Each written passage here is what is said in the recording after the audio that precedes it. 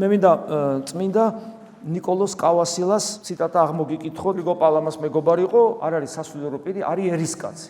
ერთ-ერთი უიშვიათესი ესე იგი მაგალითი, როცა უბრალო ერისკაცი კი არ არის ან მოწამე, არამედ ის სიქასტი ღვთისმეტყველი, გესმით, მონაზვნები არიან ხოლმე უფრო სასულიერო პირები მონაზვნები. ეს ერის ადამიანია. და ამიტომაც ძალიან საინტერესოა ხოლმე მისი ნაწერები. დიდი მღვდელი ქრისტესია საუბარი. მღვდლობა ქრისტეს ეკლესიაში არის ქრისტედან. დღეს ხო არის მოდაში ლიბერალურ სამყაროში. რატო არ შეიძლება ქალი იყოს მღვდელი?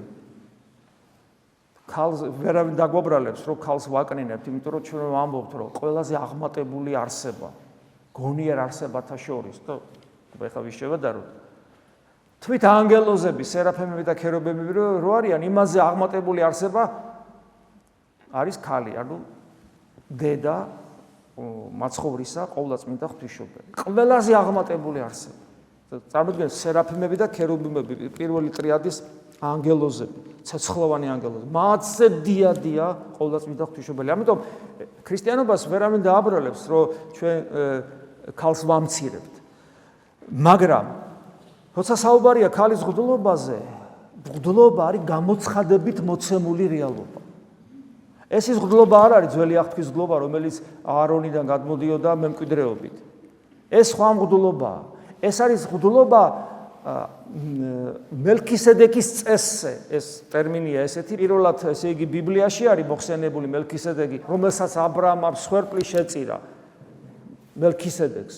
არა და აბრაამი ყველაზე დიდია ბიბლიაში, ძველ აღთქმაში, მაგრამ უცებ აქეთ წირავს და არავინ არ იცის ვინ არის. და მე მეფსალმუნე დავითი სწორედ აქცენტირებას აკეთებს წინასწარმეტყველურს, რომ ეს არის ნიშანი მომავალი დიდი მღვდელისა და პავლე მოციქული ამბობს, რომ ეს იყო სიმბოლო იმ დიდი მღვდელისა, რომელიც უნდა მოსულიყო და მღვდლობა, ახალი აღთქმის მღვდლობა არ არის აარონის ძველი აღთქმის მღვდლობის გაგრძელება.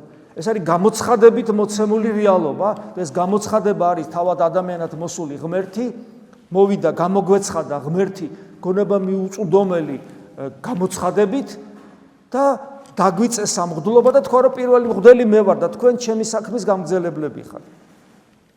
და რადგან დიდი მღვდელი და პირველი მღვდელი ახალ აღთქმაში კაცია და არა ქალია, როგორ შეიძლება რომ ეს შევცვალო, გესმით? ყველაფერს თავი რო დავანებოთ. დავიწყოთ სხვადასხვა ახსნები, უამრავი რაღაც შეიძლება ითქვას, თავარი ეს არის. მღვდლობა მე ხო არ გამომიგონია და შენ.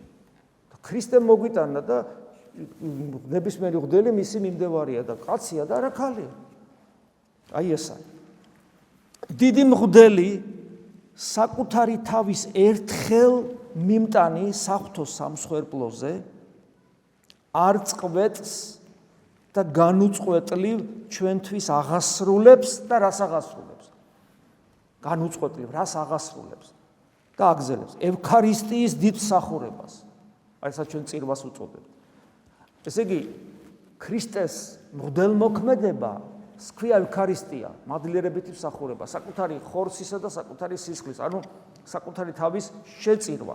ეს გააკეთა მან ერთხელ მიიტანა საღვთო სამსხვერპლოზე საკუთარი თავი, მაგრამ არ შეწყვეტილა ეს, არამედ აგზელებს განუწყვეტლივ არ წყვეტს და განუწყვეტლივ ჩვენთვის აღასრულებს ევქარისტიის დიდ მსახურებას. ჩვენ ხშირად გვითქვია, რომ მართლმადიდებლების წყენა როგორია?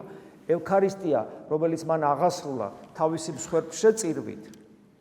ევქარისტია უსისხლო მსხვერპლშეწირვაში გადაიტანა, ანუ თავისი ერთგზის გოლგოთაზე ასვლა და ჯვარზე თავის ადამიანური ბუნების შეწირვა ყოვლადწმინდა სამების წინაშე, რაც რეალურად მოხდა ერთხელ. ის არ წყდება, იმიტომ რომ ეს დიდებულება, ეს რაც მოხდა, გადაიტანა პურისა და ღვინის ხორცსა და სისხლად გარდასახვის საიდუმლოებაში. და ეს რომ უბრალოდ თანმდევი ქრონოლოგიური გახსენება კი არ არის, როგორც ზოგს გონია, იმიტომ რომ უფალი ამბობს ამას, რომ ჩემს მოსახსენებლად ეს გააკეთეთო, მაგრამ მარტო ამას არ ამბობს. ეს უბრალოდ აი ჯვარს ეცვა უფალი და მე ქრონოლოგიურად რო აღდგა მკვდრეთით მოციქულებს ასწავლად, აი მე რომ მოვკვდი ჯვარზე, ეხლა თქვენ გააკეთეთ პურისა და ღვინის გარდასახვის სახურება, როგორც მე გასწავლით. ეს რომ ქრონოლოგიურ ბრმაში კი არ არის, არამედ მისტიკურ კავშირში რო არის, ანუ პურისა და ღვინის გარდასახვა, ხორცსა და სისხლად ქრონოლოგიურ კავშირში კი არა, როგორც გახსენება, არამედ საიდუმლო კავშირში რომ არის უფლის ჯვარცმასთან ჩანს იქიდან, რომ სანამ ჯვარცმა მოხდებოდა და სანამ აღდგომა, მანამდე ასწავლა მოციქულებს ღვთისმსახურების ეს სახე, რომელშიც უნდა გაგრძელებულიყო გოლგოთა და ჯვარცმა და არ დასრულებულიყო. ვიდრე სამყარო იარსებებს და ვერეც როგორი ფორმით გაგრძელდება, ეს უკვე ღმერთმა უწყის. ამიტომ ამბობს, მან კი ერთხელ მიიტანა თავის სამსოფლოზე, მაგრამ არ წყვეც და განუწყვეტლივ ჩვენთვის აღასრულებს ევქარისტიის დიდ მსახურებას.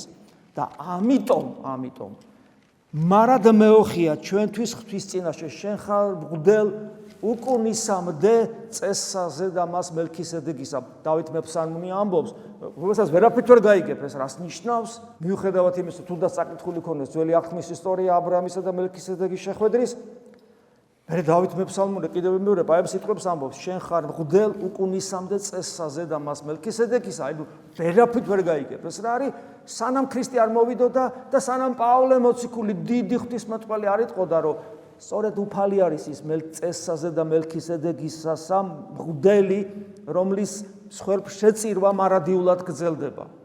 მხოლოდ აი ამის შემდეგ, პავლეს განმარტების შემდეგ მივხვდით, რას ამბობდა დავით მეფსალმუნი.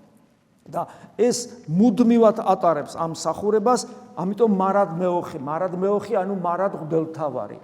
რატომ მარად მღვდელთავარი? იმიტომ რომ ნაწინასწარმეტყველები იყო. მელქისედეკის წესზე უკუნისამდე, ანუ მარადიული მღვდელმსახურება.